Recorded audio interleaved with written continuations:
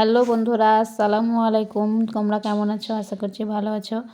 আজকে রাইসা নামিসা কিচেনে মজাদার ভিডিও নিয়ে চলে এসেছি, ডিম দিয়ে বিকেলের নাস্তা। ভিডিওটা ভালো লাগলে লাইক, কমেন্ট এবং শেয়ার করে দিও, সাবস্ক্রাইব করে দিও। ডিম দিয়ে বিকেলের নাস্তা তৈরির জন্য প্রথমে একটা ব্যাটার করে নেব। বেসন দিয়ে 4 চামচ মতো বেসন নিয়েছি। ব্যাটার তৈরির জন্য সামান্য পরিমাণ জিরে গুঁড়ো, হলুদ গুঁড়ো আর স্বাদ মতো লবণ।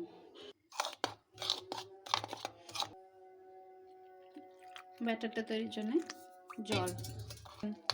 জল দিয়ে গুলিয়ে নেব।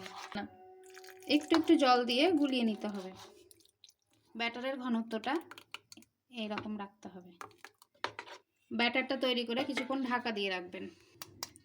আর একটা পাত্রে 3টে ডিম,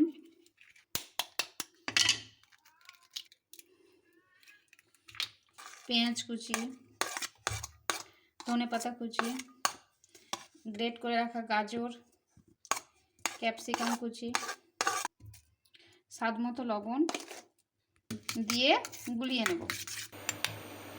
প্যানে তেল গরম করে নিয়েছি। এবার ডিমের ব্যাটারটা ভেজে নেব।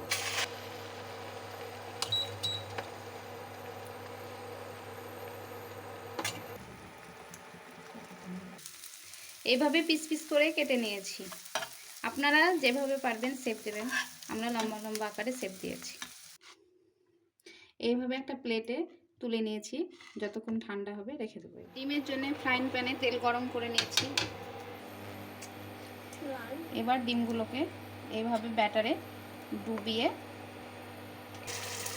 তেলে ছেড়ে দেব। এক এক করে সব দিয়ে দিয়েছি। এবার উল্টে নেব। লাল লাল করে ভেজে নিয়েছি।